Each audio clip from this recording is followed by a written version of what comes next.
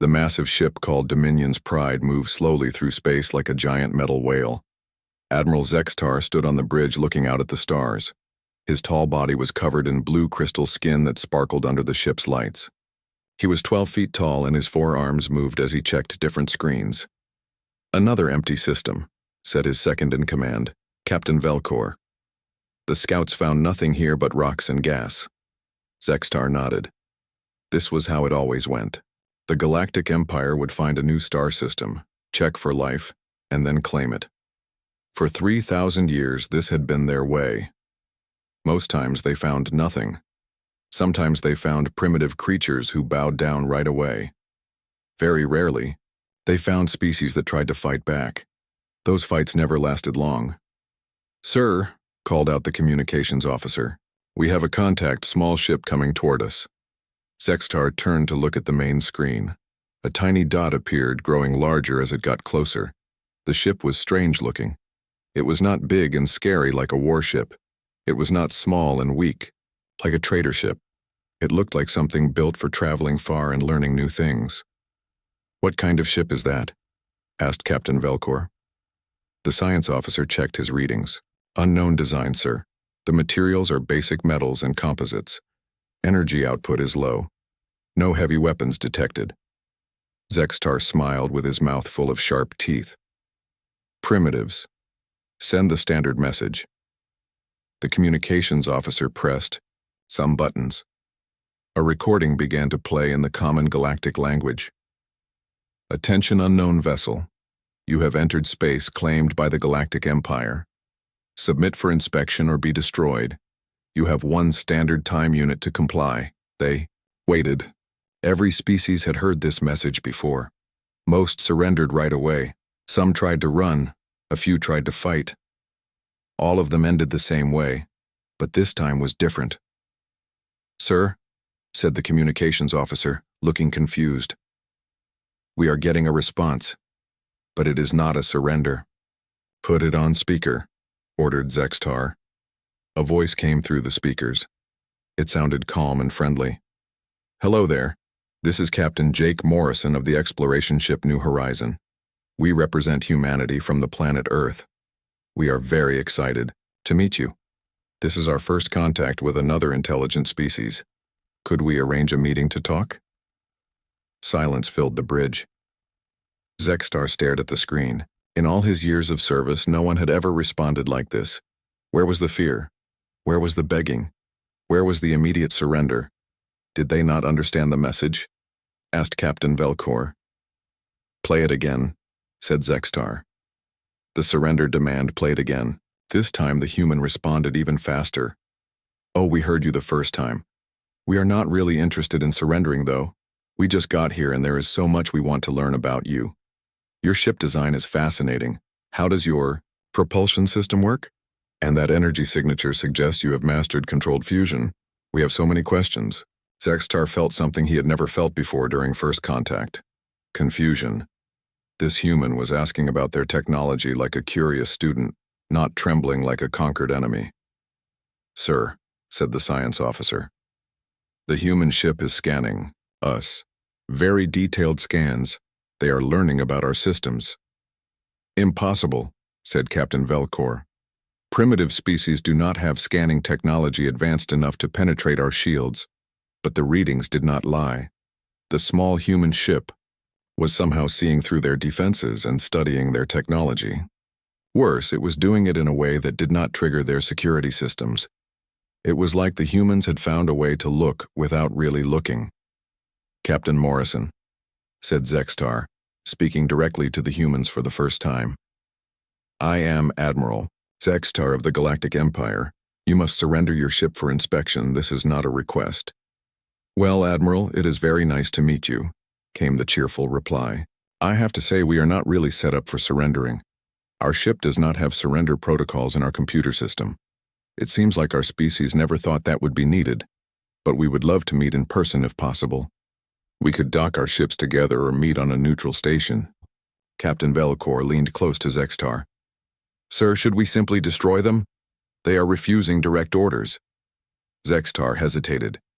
Something about this situation felt wrong. Not dangerous wrong, but different wrong.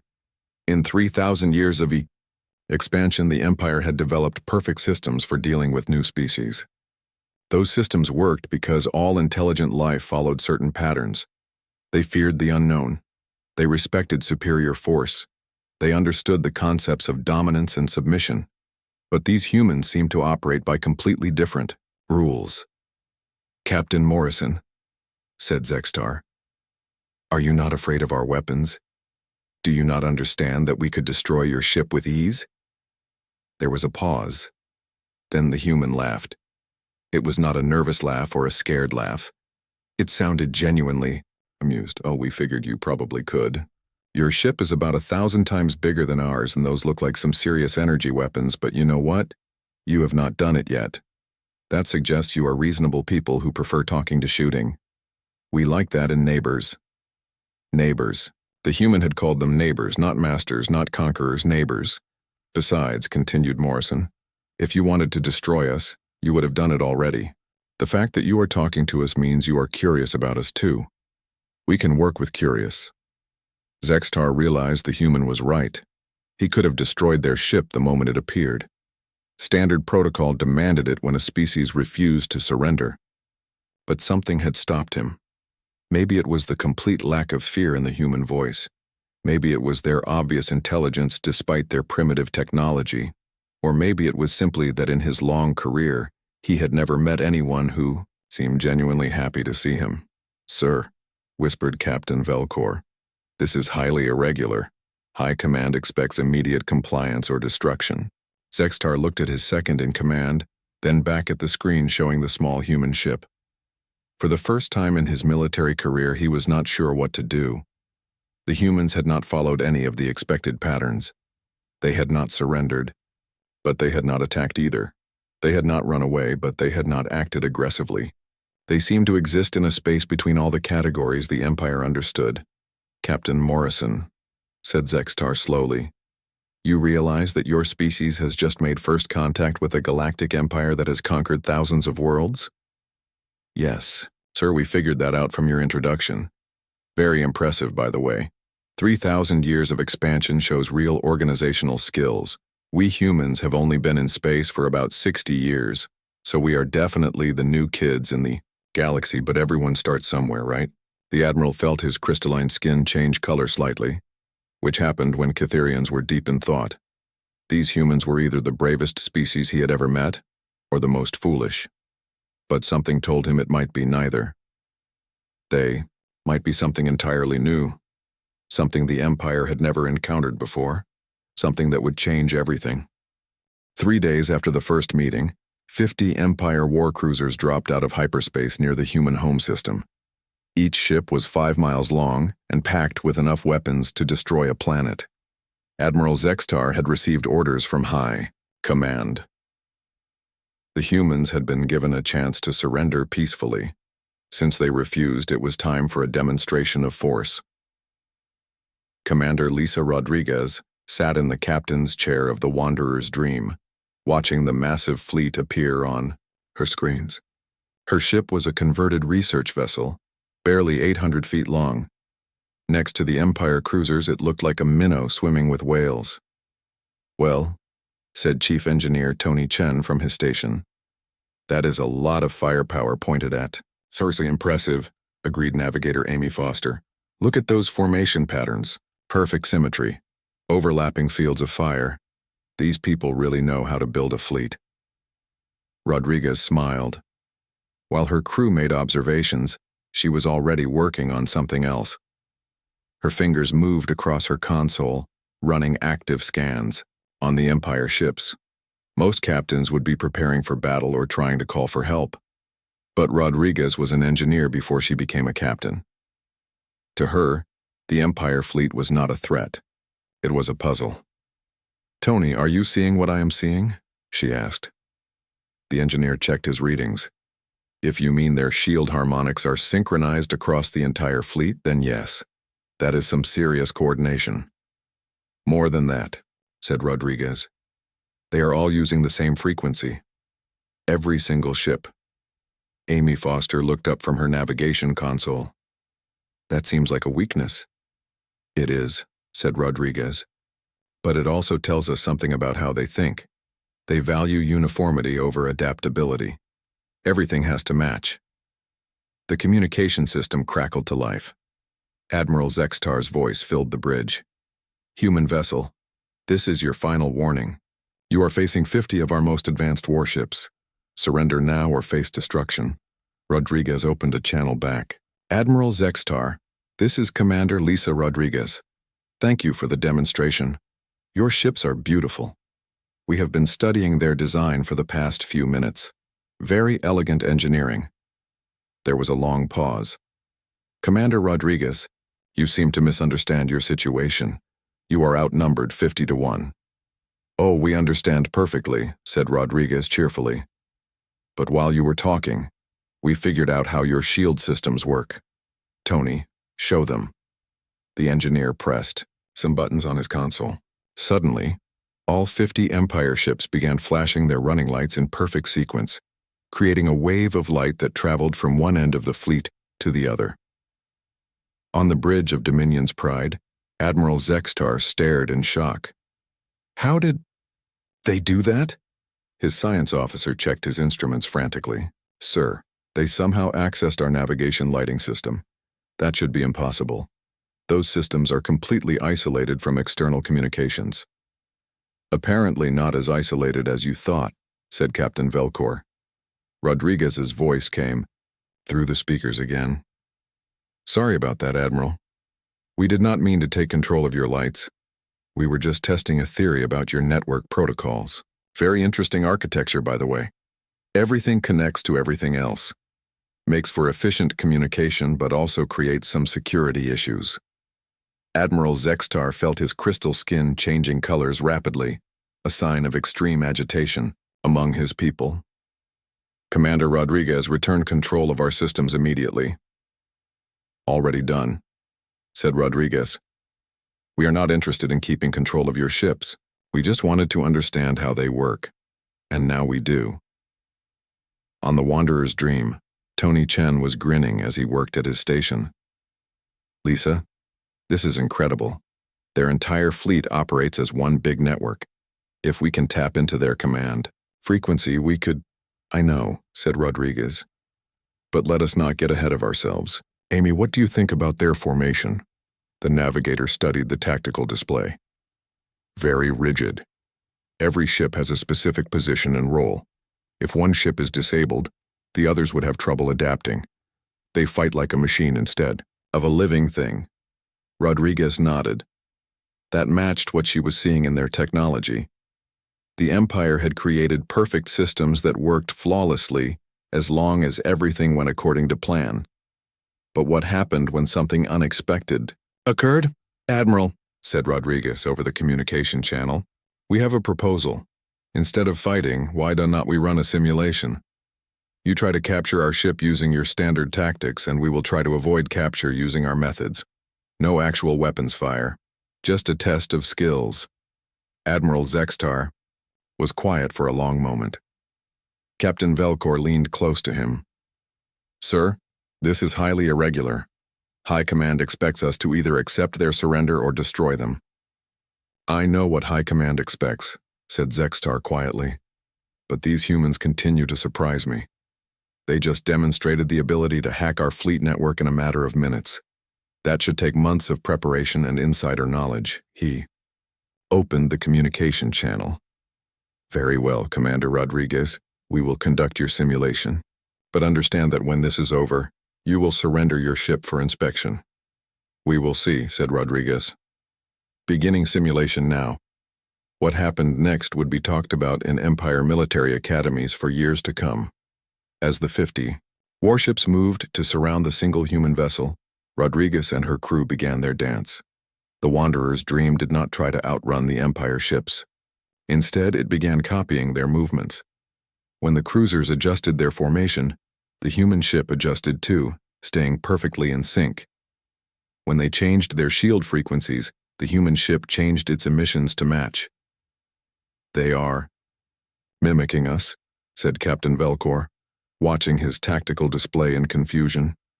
More than that, said the science officer. They are learning our patterns in real time. Every move we make, they adapt and counter. Admiral Zextar watched as his perfectly coordinated fleet began to fall apart. The human ship was somehow staying one step ahead of every tactical decision. When his ships moved to box them in, the ice or humans slipped through gaps that should not have existed. When they tried to use tractor beams, the human ship reflected the energy back at them.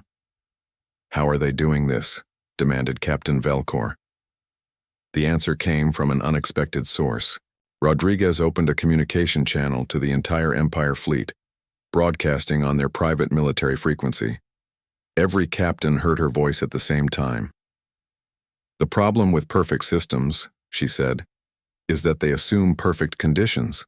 You have built your fleet to work flawlessly when fighting enemies who follow the same rules you do. But we do not follow those rules. We make up new ones as we go." As if to prove her point, the Wanderer's dream suddenly vanished from all sensors, only to reappear directly in the middle of the Empire formation. 50 warships found themselves pointing their weapons at each other, with the small human ship sitting safely in the center. "Surrender simulation complete," announced Rodriguez. "According to our calculations, you would have destroyed 12 of your own ships trying to target us. We, meanwhile, could have disabled your entire fleet using your own command network. But we chose not to because we prefer our neighbors in working condition." Admiral Zextar stared at the tactical display, his mind struggling to process what had just happened. His fleet had not been defeated by superior firepower or advanced technology. They had been defeated by thinking. "Commander Rodriguez," he said slowly, "how did you learn to fight like this?" "We did not learn it," came the reply. "We invented it. Right here, right now. That is what humans do, Admiral. We adapt, we improvise, we find new solutions to old problems. Your empire has spent thousands of years perfecting one way of doing things. That is impressive. But we prefer to try many different ways until we find something that works." As the Empire fleet regrouped around them, Admiral Zextar realized something that would change the course of galactic history. The humans had not just demonstrated superior tactics, they had revealed that the Empire's greatest strength was also its greatest weakness. For 3,000 years, the Empire had conquered through overwhelming force and perfect organization. They had never needed to adapt because their way always worked. But now they faced an enemy that could not be overwhelmed or organized, an enemy that thrived on chaos and uncertainty, an enemy that grew stronger with every challenge. For the first time in his long career, Admiral Zextar began to wonder if the Empire might have finally met its match. News of the failed demonstration spread through the Empire like wildfire. High Command was not pleased. General Mordak, the Empire's most feared military leader, took personal command of the human situation. He arrived in the system with 300 ships and orders to end the human problem permanently. Captain Danny Walsh watched the massive fleet drop out of hyperspace from the bridge of his ship, Freedom's Edge. Unlike the research vessels that had faced the Empire before, his ship had been built for exploration in dangerous areas. It was fast, tough, and packed with equipment designed to solve problems in creative ways. "Danny," said his first officer, Lieutenant Karen Brooks, "that is a lot of ships." "Yeah," agreed Walsh, studying the tactical display. "But look at how they are arranged. Same formation patterns as before. Same coordination systems, same thinking." Chief Engineer Pete Davis looked up from his console. "They really do not learn, do they?" "Oh, they learn," said Walsh. "They just learn the wrong lessons. They think the problem was not enough force, so they brought more force." General Mordak's voice boomed across all frequencies. "Human vessels, this is General Mordak of the Galactic Empire. You have embarrassed our forces for the last time. Surrender immediately or face total annihilation." Walsh opened a return channel. "General Mordak, this is Captain Danny Walsh. Nice to meet you. That is quite a fleet you have there. Must have taken a lot of resources to assemble." "You're primitive. Technology cannot stand against the might of the Empire," declared Mordak. "We have brought automated battle drones, quantum disruptors, and planet-killer weapons. Surrender now and your deaths will be quick." "Appreciate the offer," said Walsh, "but we will have to pass." Karen, are you ready to try the new protocol, Lieutenant? Brooke smiled as her fingers moved across her tactical console. Mirror protocol standing by, Captain. What is the mirror protocol? Asked Engineer Davis. Something Karen invented yesterday, said Walsh. Show him, Karen. The first attack came without warning. A wave of automated drones launched from the Empire fleet, thousands of small fighters programmed to overwhelm enemy defenses through sheer numbers. Each drone carried enough firepower to destroy a building, but as they approached the Freedom's edge, something strange happened. The ship's hull began to change, reflecting the drones' targeting signals back at them. The automated fighters became confused, unable to lock onto their target. Instead, they began targeting each other. The drones are attacking themselves, reported the Empire's tactical officer, disbelief in his voice. How is that possible? Demanded General Mordak. The human ship is somehow scrambling their identification systems, said the science officer. The drones think each other are the enemy target, but that was only the beginning. As the confused drones spiraled out of control, the Freedom's Edge broadcast a new signal. Suddenly, half the drones stopped attacking entirely and began following the human ship like loyal pets. They reprogrammed our drones, said Captain Velcor, who had been assigned to Mordak's flagship, while they were under attack. Walsh's voice came through the communication system. Sorry about the confusion, General. Your drones were trying to kill us, so we taught them better manners. We will send them back to you when we are done studying. Them. General Mordak's rage made his voice shake. Deploy the quantum disruptors. Turn that ship into atoms. The Empire's most powerful weapons fired. Beams of pure energy lanced out toward the small human ship, each one carrying enough power to destroy a moon. But instead of vaporizing the Freedom's Edge, something impossible happened. The ship absorbed the energy and grew brighter. Energy levels rising, reported Engineer Davis with excitement. The quantum disruptors are charging our power systems faster than our reactors ever could. How? Demanded General Mordak. Karen Brooks answered over the open channel. Your quantum disruptors work by breaking down the bonds between particles, but our hull is made of a metamaterial that actually gets stronger when those bonds are disrupted. Plus, all that energy has to go somewhere. We just channel it into our power grid. Impossible, said Mordak. You keep using that word, said Walsh. I do not think it means what you think it means. Tom, are you ready for the next test? Chief Science Officer Tom Green spoke up from his station. Gravity manipulators are online, Captain. The Freedom's Edge suddenly began moving in ways that defied physics. It looped around the Empire fleet, moving faster than any ship its size should be able to move. But it was not using conventional propulsion. Instead, it was bending space around itself, using the gravity fields generated by the Empire ships themselves. They are surfing our own gravity wake, said the science officer in amazement. They turned our fleet into their propulsion system. General Mordak watched in growing horror as the small human ship danced between his massive warships, untouchable and unstoppable. Every weapon he fired made them stronger. Every system he deployed became their tool. Sir, said his tactical officer, should we retreat? We do not retreat, snarled Mordak. Deploy the planet killer. If we cannot capture one ship, we will destroy this entire system. The Empire's ultimate weapon powered up. A massive cannon emerged from the flagship's hull, designed to crack planets open like eggs. It took several minutes to charge, during which time the entire Empire fleet held position to protect it. That is a big gun, observed Walsh. Planet killer class, confirmed Tom Green. Designed to destroy worlds from orbit. Well, said Walsh, I guess that settles the question of whether they are reasonable people. The planet killer fired. A beam of pure destruction lanced out toward Earth, carrying enough energy to shatter continents. But it never reached its target. The Freedom's Edge moved directly into the beam's path and did something that broke every law of physics the Empire understood. The ship opened what looked like a hole in space itself, and the planet killer beam disappeared into it. Where did our weapon go? Demanded General Mordak. Walsh's cheerful voice provided the answer. Oh, we just redirected it a little bit. Karen, show them where. A few seconds later, the planet killer beam emerged from another hole in space and struck the Empire flagship directly. The ship's own ultimate weapon tore through its shields and armor like paper, crippling the massive vessel in a single shot. You used our own planet killer against us, said Captain Velcor in shock.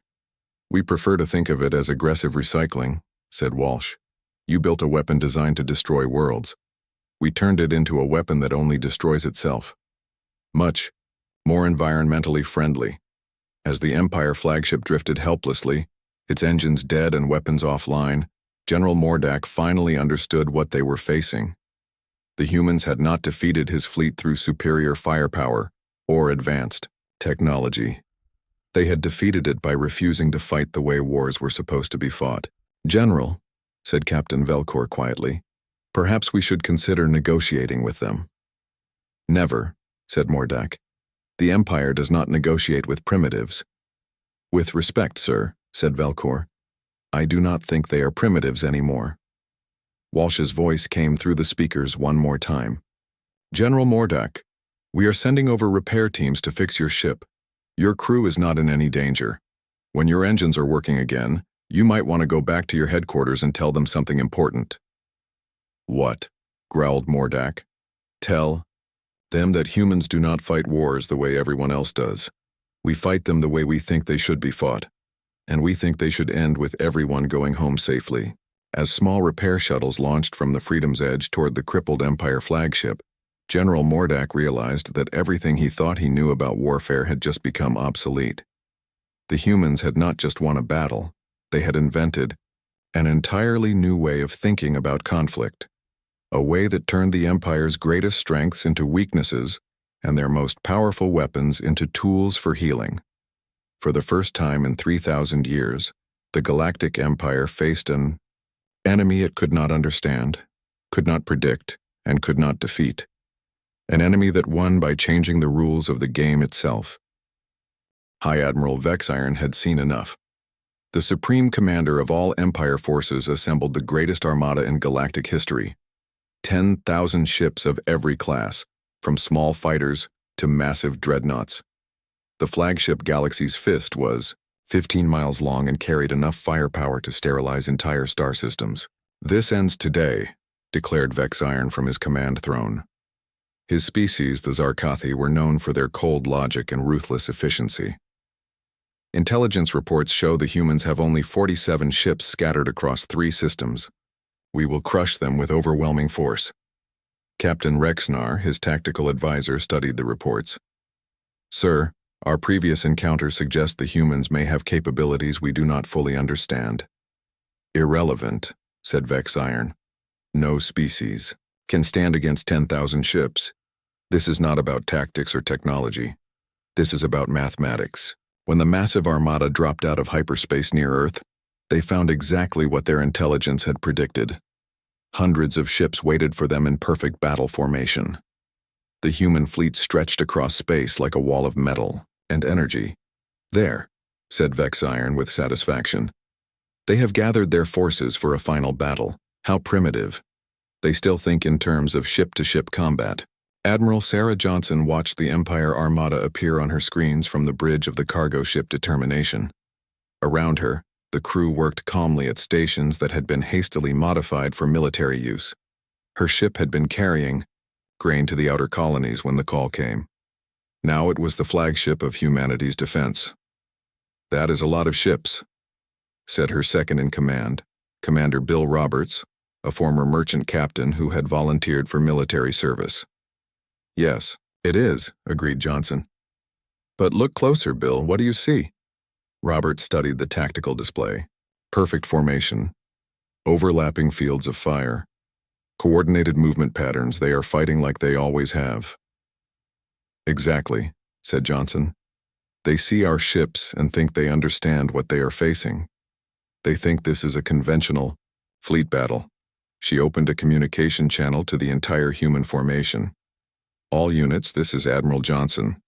Remember, we are not a military fleet. We are a community. Every ship has a job to do. Every person has a role to play. Show them what humanity really looks like when we work together. The Empire's attack began with a massive bombardment. Thousands of energy weapons fired at once, creating a wall of destruction that should have vaporized the human fleet. But as the beams struck their targets, something unexpected happened. The ships began to change.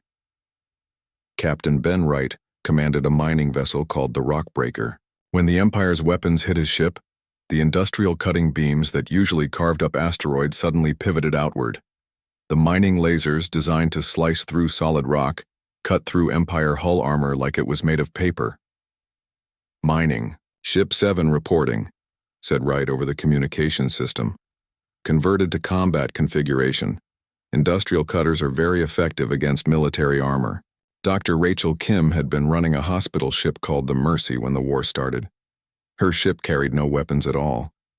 But as Empire fighters swarmed toward her vessel, medical scanners designed to see inside bodies began broadcasting on specific frequencies. The fighter pilots became disoriented as their inner ears were disrupted by precisely tuned medical radiation. "Hospital Ship 4 reporting," said Kim. "Enemy fighters neutralized through non-lethal medical intervention. No permanent damage to enemy personnel." The children aboard the education vessel Tomorrow's Hope, led by Principal Nancy Davis, had been working on a mathematics project when the battle started. Their assignment was to calculate optimal traffic patterns for space shipping lanes. When the Empire fleet tried to coordinate their movements, the children's traffic management algorithms began broadcasting interference patterns that made it impossible for the enemy ships to maintain formation. "Education Ship 12 reporting," said 9-year-old Bobby Chen over the radio. "We solved the enemy coordination problem using game theory. They cannot maintain tactical formation while our interference patterns are active." High Admiral Vexiron stared at his tactical displays in growing confusion. His fleet was not fighting ships. They were fighting an entire civilization that had somehow transformed itself into a weapon. "Sir," reported his tactical officer, "the enemy mining ships are using industrial equipment as weapons. The hospital ships are disrupting our pilots with medical scanners. Even their school ships are interfering with our communications." "How is this possible?" demanded Vexiron. Captain Rexnar checked his readings. "Sir, I do not think these are military vessels at all. The energy signatures are all wrong. These appear to be civilian ships that have been rapidly converted for combat." "Impossible," said Vexiron. "No species would use civilian vessels in a major fleet engagement." But the evidence was undeniable. As the battle continued, more ships revealed their true nature. Cargo haulers used their heavy-lift tractor beams to grab Empire fighters and gently set them down on nearby asteroids, trapping them without destroying them. Research vessels deployed scientific instruments that created localized gravity fields, making it impossible for Empire ships to navigate in certain areas. Even more disturbing was how they coordinated. Instead of rigid military formations, the human ships moved like a living organism. When one vessel was damaged, others immediately moved to assist. When a new threat appeared, ships changed roles instantly to counter it. Admiral Johnson's voice came through the Empire's communication system. "Hi, Admiral Vexiron. This is Admiral Sarah Johnson of the Human Defense Network. We are not what you think we are." "Explain yourself," demanded Vexiron. "You see a military fleet because that is what you expected to see," said Johnson. "But we are not soldiers. Captain Wright over there used to mine asteroids for a living. Dr. Kim saves lives in remote colonies. Principal Davis teaches children how to think. We are farmers and teachers and doctors and engineers who decided our way of life was worth defending." As if to prove her point, a new group of ships appeared. These were even stranger than the others. Luxury cruise ships had been converted into mobile command centers. Sports stadiums had been turned into massive communication relays. Even amusement parks had been pressed into service, their roller coaster launch systems repurposed as missile launchers. "You turned your entire civilization into a weapon," said Captain Rexnar in amazement. "No," corrected Johnson. "We turned our civilization into a defense network. There is a difference. Your weapons are designed to destroy. Ours are designed to protect. Your ships fight alone. Ours work together. You see war as conquest. We see it as a problem to be solved. High Admiral Vex Iron realized with growing horror that he was not fighting a military force. He was fighting an entire way of life. Every human ship represented some aspect of their civilization. To defeat them, he would have to destroy everything that made them who they were. "Sir," said Captain Rexnar quietly, "to eliminate this threat, we would have to annihilate their entire species. Every ship, every station, every world. That would be genocide." Vex Iron stared at the tactical display showing thousands of civilian vessels that had become a more effective fighting force than any military fleet he had ever faced. For the first time in his career, he understood that he was not just fighting an enemy. He was fighting an idea. The idea that ordinary people working together could accomplish anything. "Admiral Johnson," said Vex Iron slowly. "What do you want?" "The same thing we have always wanted," came the reply. "To live our lives in peace, to explore the galaxy, to learn new things and meet new people, to build something better than what came before. And if we leave you alone, then we will leave you alone too.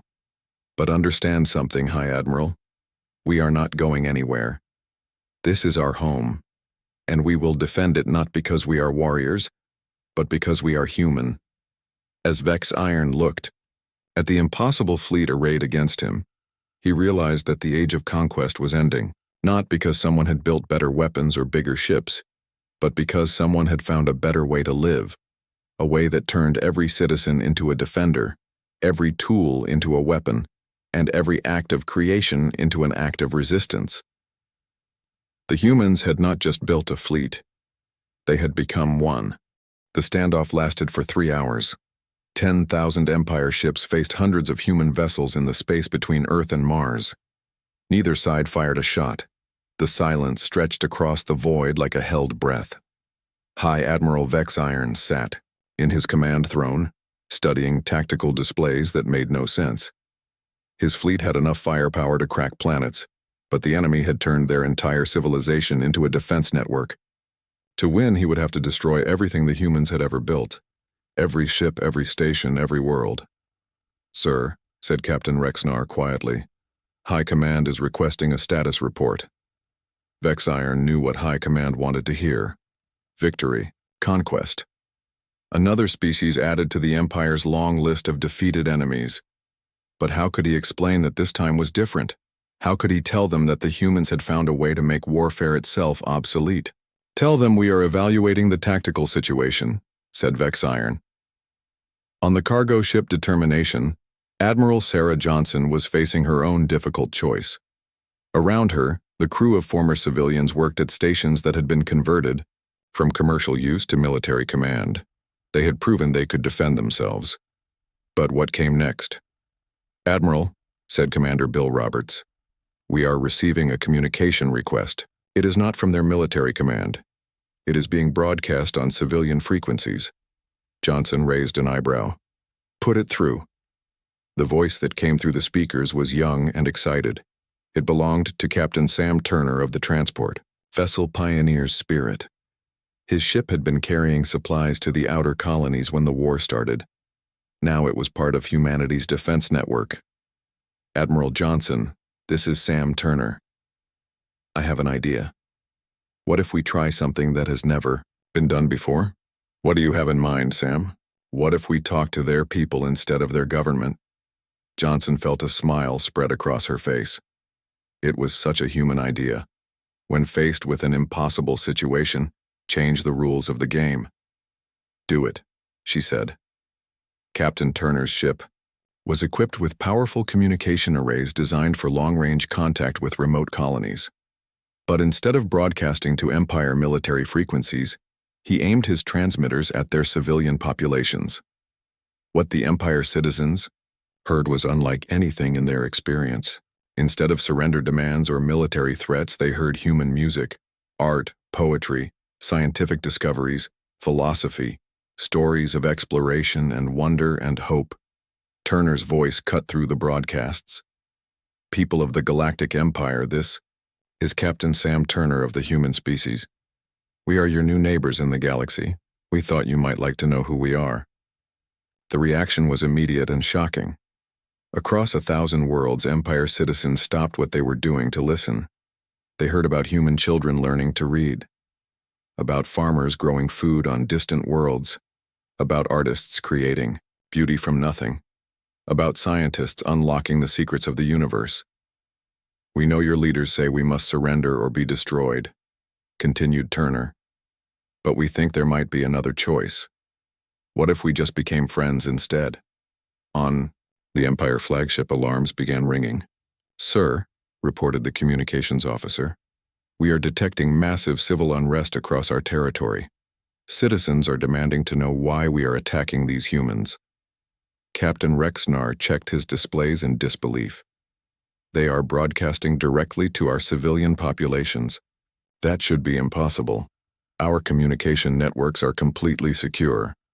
"Apparently not," said Vexiron grimly. But something in his voice had changed. The cold certainty was gone, replaced by something like wonder. The broadcasts continued. Humans shared their hopes and dreams, their failures and triumphs, their questions about the universe and their place in it. They spoke about exploration not as conquest, but as a way of understanding. They talked about meeting new species not as enemies to be defeated, but as teachers who might show them new ways of thinking. For the first time in 3,000 years, Empire citizens heard an alternative to the endless cycle of conquest and submission. On his flagship, Admiral Zextar listened to the human broadcasts with growing amazement. The blue crystal of his skin was shifting through colors he had never experienced before. For his entire life, he had served an empire built on the idea that some species were meant to rule and others were meant to serve. But the humans offered a different vision. A galaxy where different did not mean inferior, where strength came from cooperation instead of domination, where meeting new people was a celebration instead of a conquest. "Admiral," said Captain Velcor, "I am receiving private communications from fleet commanders across the Armada. Many are questioning our orders." Zextar was not surprised. He had been questioning those orders himself since the first moment he met Captain Jake Morrison and his curious, fearless crew. The turning point came when a child's voice joined the human broadcast.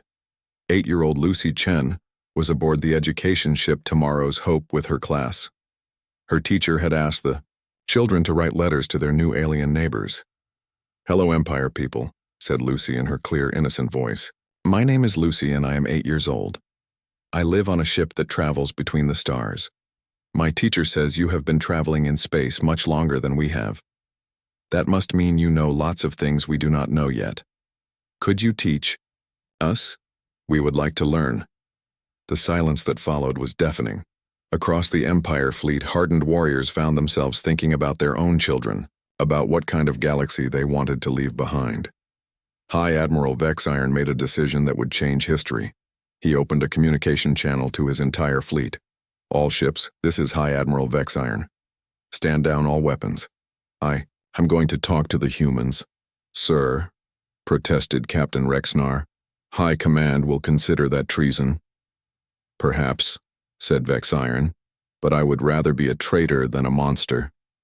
He opened a direct channel to Admiral Johnson. "Admiral, this is High Admiral Vexiron. I request permission to come aboard your ship for negotiations." Johnson's response was immediate. "Permission granted, High Admiral, but I have a better idea. Why do not we meet somewhere neutral, somewhere that belongs to all of us?" 2 hours later, construction began on a space station at the exact midpoint between the two fleets. Human cargo ships brought materials while Empire engineering vessels provided assembly equipment. Working together, they built a meeting place in the void. The station was small and simple, with a single conference room surrounded by windows that looked out at both fleets. When High Admiral Vexiron arrived, he found Admiral Johnson waiting for him with a simple table and 2 chairs. "Thank you for coming," said Johnson as they sat down. "I know this cannot be easy for you." Vexiron looked out at the human fleet, still marveling at what he saw. "Your people turned their entire civilization into a weapon without becoming warriors. How is that possible?" Johnson smiled. "We did not turn ourselves into a weapon. We just stopped pretending we were not already strong. Every human is an explorer, an inventor, a problem solver. When you threatened us, we did not become something new. We just became more ourselves. Your empire has conquered thousands of worlds, said Vexiron. How do we explain to our people that we met a species of 47 ships and decided to negotiate instead of conquering them? You tell them the truth, said Johnson. That you met a species that offered friendship instead of submission. That you chose to be explorers instead of conquerors. That you decided the galaxy was big enough for everyone. Vexiron was quiet, for a long moment, watching human and Empire ships working together to build additional meeting facilities. What happens now? Now we learn from each other, said Johnson. Your people have mastered technologies we can barely imagine. Our people have approaches to problems that might surprise you. Together, we could accomplish things that neither of us could do alone. And if some in the Empire refuse to accept this new direction? Johnson's expression grew serious. Then we will defend ourselves. But we would prefer to defend ourselves alongside you rather than against you. As they talked, more ships began arriving at the growing station. Empire vessels, carrying scientists and diplomats. Human ships bringing artists and teachers. For the first time in galactic history, two species met not as conqueror and conquered, but as equals seeking common ground. Captain Jake Morrison, who had started this entire sequence of events with his curious questions and cheerful refusal to surrender, arrived aboard the New Horizon. He found Admiral Zextar in the station's observation deck, staring out at the mixed fleet of human and Empire ships. Quite a change from our first meeting, said Morrison, joining the tall alien at the window. Indeed, said Zextar. I have spent my entire life believing that the strong rule the weak. Your species has shown me something I never thought possible. What is that? That strength and wisdom are not the same thing. That the greatest victory is the one that makes everyone stronger. Morrison nodded. We have a saying on Earth. The best way to defeat an enemy is to make them your friend. Your species seems to have many sayings, observed Zextar with something that might have been humor. We do, agreed Morrison. But here is my favorite one.